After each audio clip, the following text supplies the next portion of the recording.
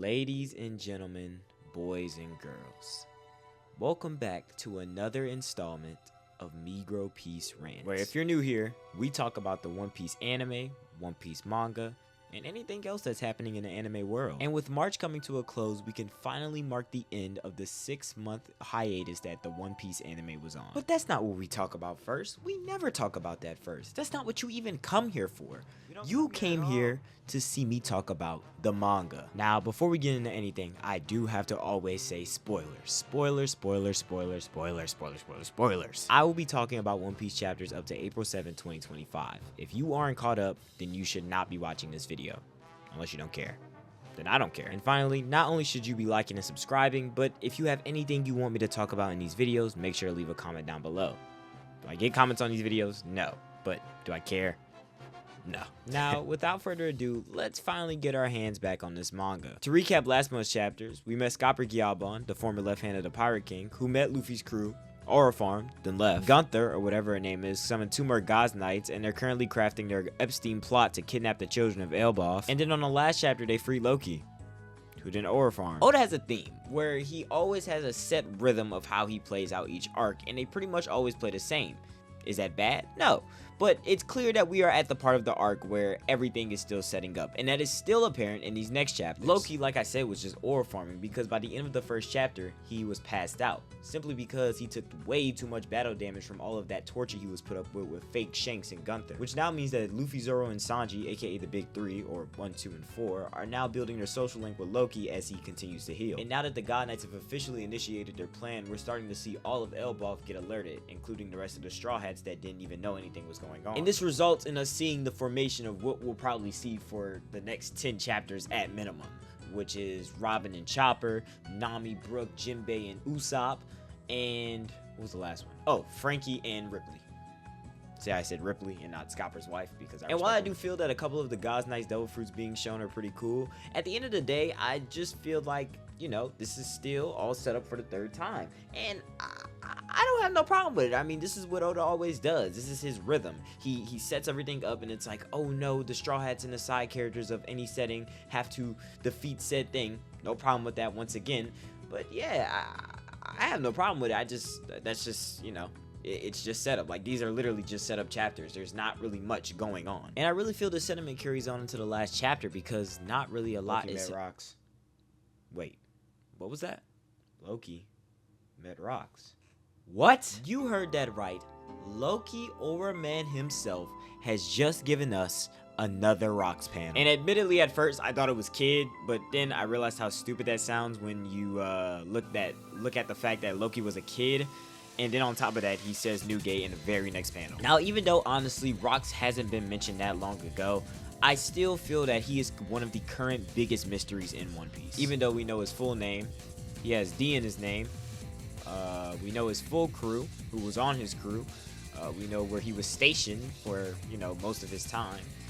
And we literally even know his pirate's name. But we knew all of this about Shanks as well. So, I mean, come on. And he was panel man for the longest. Also, I didn't see anything on this, but you could also speculate that was Kaido, but come on, Kaido in the big 2025, nobody is expecting that's fucking Kaido. So that's literally just me talking to myself. I am just so excited that we could potentially learn more about Rocks by the end of Elbaf. And I think that's so cool, you know? I'm so glad that we are learning so much about the past because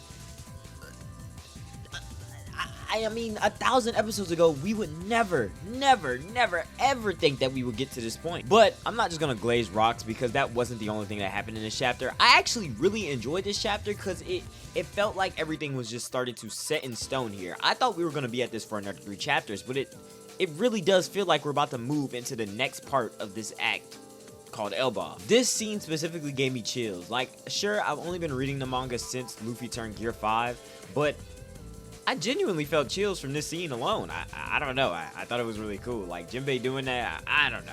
And then finally, with Gunther stopping the Colon Pirates, we have now gotten our first interaction between the God Knights and the Straw Hats.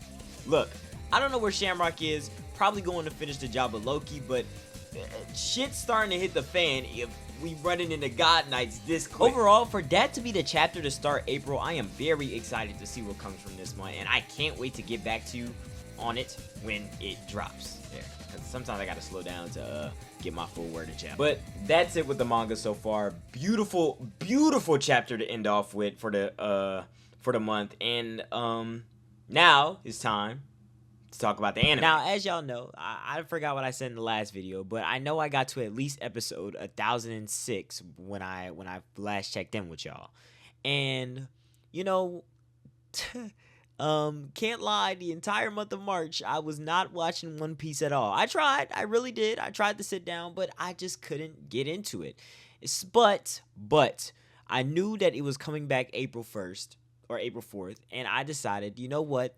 That since I'm going to have to post this video on the second week of April, because it started on a Tuesday, luckily for me, I was going to lock in and at least get a good chunk of those episodes down.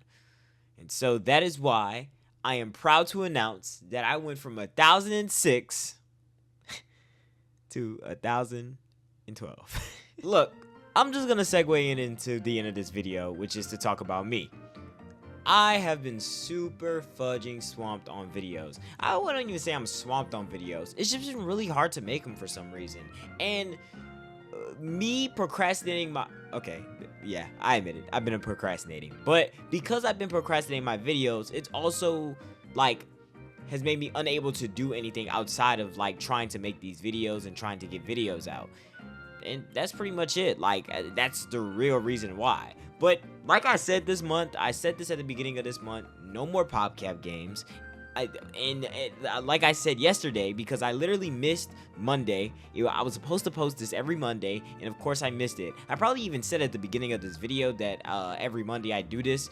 Yeah, that was probably made on Monday, and then I forgot to finish it. So yeah, sorry guys, I apologize. I know, I failed y'all. I failed the people who watched this and actually expected this from me. But look, this month, as long as I stay on top of my videos, which I'm really going to try and make quality videos, stay on top of it, schedule them early so that I actually able to have time to do things for myself. And yeah, I just need to get my work ethic up, my ability to work. But I do want to say, in 2 days, I am coming up on a very special milestone, 100 videos in a row. Even though a lot of my videos, no, not a lot, even though some of my videos, you know, may have a little bit of a filler episode type of vibe to them, at the end of the day, I have been able to hit 100 videos on my YouTube in 1 year. And I am so proud of that, because that also marks the fact that I have been uploading consistently. The end of March shows that I have been uploading consistently for the entire year. 90 full days of uploads. Almost missed some. If I lived in Eastern time zone, I definitely missed some. But at the end of the day, I didn't on every other time zone. And with that being said, that's it today. I hope you enjoyed the video. I'm definitely not just doing this because I just heard the music in my ear. And yeah. See you guys next time.